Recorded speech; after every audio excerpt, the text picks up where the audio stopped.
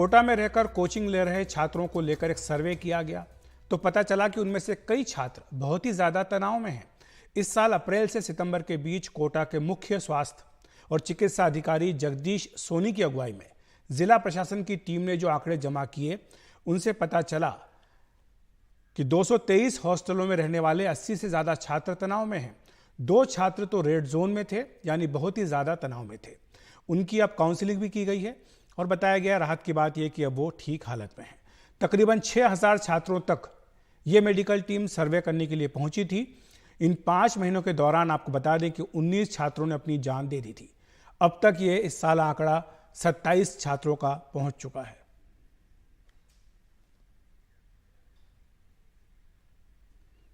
बहुत ज़्यादा बच्चे इस तरह की बात बता नहीं रहे इसमें, लेकिन थोड़े से डिस्टर्ब हैं। उनकी काउंसलिंग करके हमने उनको मोटिवेट करके बिल्कुल सही करने की कोशिश करी है। हमारी एक्टिविटी लगातार चल रही है। अब जितनी हमारी टीमें, क्योंकि हमारे पैरेलल बहुत सारे प्रोग्राम भी चलते हैं गवर्नमेंट के, डेंगू एक्टिविटी भी चल रही है, उसमें भी टीमें जाती है, अदर सर्वे भी होते हैं उनमें भी टीमें जाती है। तो जैसे जैसे वो वीक में 2 दिन उनका फिक्स कर रखा है, जितने बच्चे वो टच कर सकते हैं। बाकी मेंटल हेल्थ प्रोग्राम अलग से चल रहा है। जो बच्चा एब्सेंट है कोचिंग से या मेस से या अपने फ्रेंड से नहीं मिल रहा 2-3 दिन से, या कहीं भी किसी भी एक्टिविटी में पार्टिसिपेट नहीं कर रहा, तो उसको फाइंड आउट करते रहना चाहिए, बूस्ट अप करते रहें उसको, ताकि वो वापस मेन स्ट्रीम में आ जाता है।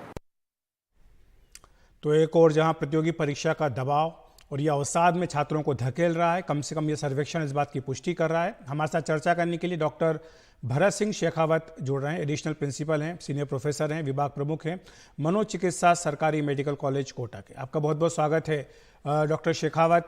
ये सर्वे उसी बात की पुष्टि कर रहा है जो बात लगातार कही जा रही है और जिसको लेकर पूरे देश में चिंता भी व्यक्त की जा रही है कि आखिर क्यों हो रहा है कि कोटा में जो देश भर से छात्र पढ़ने के लिए जाते हैं, कोचिंग करने के लिए जाते हैं, वो किस तरह के दबाव में रहते हैं और किस तरह का अवसाद उन्हें घेर लेता है।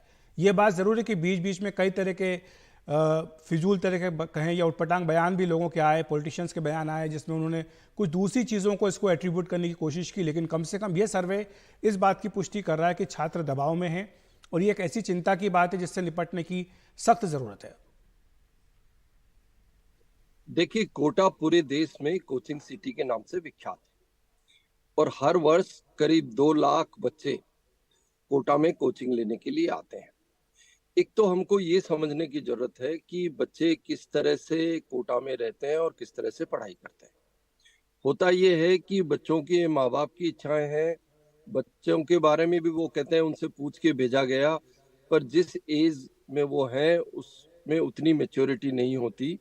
वो एक सपने को लेके कोटा में आते हैं कि यहाँ वो पढ़ेंगे और IIT और नीट में सेलेक्ट होंगे। वास्तविकता ये है कि चारों तरफ से बच्चों पे प्रेशर क्रिएट किया जाता है। कोचिंग इंस्टीट्यूट हमेशा इस बात का दबाव डालते हैं कि आपको 16 घंटे पढ़ना है, आपको मेहनत करनी है, बस आपका एक ही लक्ष्य होना चाहिए कि आप हर हालत में सेलेक्ट हों। माँ बाप रोज उसको फोन करते हैं और ये याद दिलाते हैं कि हम आपकी भारी फीस दे रहे हैं, आपके लिए कितने कष्ट उठा रहे हैं, तो आपको हर हालत में सफल होना है। देखिए, प्रतियोगी परीक्षाओं में लिमिटेड सीट्स होती है, हर बच्चा उसमें सेलेक्ट नहीं हो पाता है, पर बच्चा ये भी नहीं कह पाता है कि मेरे से नहीं हो रहा है, मैं नहीं कर पा रहा हूँ। वो जहाँ से आया है वहाँ उसकी अच्छी रैंक है, उसकी पढ़ाई के मामले में अच्छी रेपुटेशन है, पर यहाँ वो एक तरह से ट्रैप जैसी कंडीशन में है। न वो वापस जा सकता है और न ही उससे हो पा रहा है। आपने देखा होगा लगातार बच्चे जो सुसाइड करते हैं ये एक मानसिक दबाव से गुजरते हैं।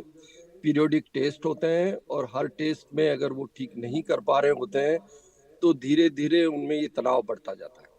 तो एक प्रेशर कुकर जैसी सिचुएशन आ जाती है। उसके बाद बच्चे को ये लगता है कि इन सब से छुटकारा पाने का एक ही उपाय है कि उसको आत्महत्या कर लेनी चाहिए। कोई भी बच्चा मरना नहीं चाहता, वो उस सफरिंग से, उस दुख और तकलीफ से छुटकारा पाना चाहता है। एक बात तो हमको ये समझनी चाहिए। दूसरी बात ये है कि हम बच्चों को ट्रीट करने की सोचते हैं, बच्चों को ठीक करने की भी सोचते हैं, पर 2 लाख बच्चों के साथ ऐसा करना बड़ा मुश्किल काम है। तो इसके लिए कुछ गाइडलाइन होनी चाहिए। एक तो हमने स्कूलिंग को तबाह कर दिया है, बच्चे डमी स्कूल में पढ़ते हैं और बहुत कम उम्र में जिसमें उनको मैच्योरिटी डेवलप होनी चाहिए अपने साथियों के साथ। वो जब पढ़ते हैं, आगे बढ़ते हैं, तो उनका मानसिक और शारीरिक विकास होता है, वो हमने खत्म कर दिया है।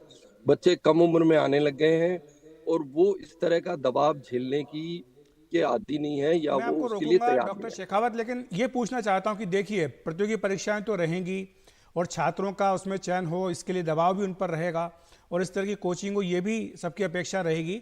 लेकिन समस्या जो सामने आ रही है वो दबाव, और जो दबाव अवसाद में बदलता जा रहा है, इससे निपटने के लिए क्या किया जाए? आपने कहा कि 2 लाख छात्र वहां पर आते हैं, जाहिर सी बात है इतनी बड़ी संख्या है कि सब पर इंडिविजुअली ध्यान देना, उनकी समस्याओं को सुन पाना, ये तो मुमकिन नहीं होगा। लेकिन फिर भी कोई ना कोई रास्ता तो आपको निकालना ही होगा। देखिए, इसके लिए हमने जिला प्रशासन को कई बार सजेस्ट भी किया है। जिला प्रशासन, कोचिंग संस्थान और जो दूसरे मनोचिकित्सक हैं, वो इस क्षेत्र में कोशिश भी कर रहे हैं। इनमें 2-3-4 बातें हैं, अगर हम उनका ध्यान रखें तो शायद इस समस्या पे हम पार पा सकते हैं। जी। एक तो बच्चों की कोचिंग की एज तय की जानी चाहिए कि बहुत छोटी उम्र में 7वीं क्लास में, 8वीं क्लास में बच्चे को एडमिशन नहीं दिया जाए। वो अपनी स्कूलिंग पूरी करे और उसके पश्चात कोचिंग के लिए आए। जी। एक बात। दूसरी बात यह है कि जो बच्चे हैं उनके कोई ऐसा स्क्रीनिंग होना चाहिए कि हर बच्चा हर तरह की प्रोफेशन के लिए योग्य नहीं होता। हो सकता है वो आईआईटी के लिए उचित नहीं हो, उसको कुछ वैकल्पिक समझाना चाहिए। उनके माँ बाप की भी काउंसलिंग होनी चाहिए कि भाई आप बच्चे से इतनी इच्छाएं नहीं पालिए, जिस तरह का बच्चा ये है उस तरह से इसका थोड़ा मुश्किल है।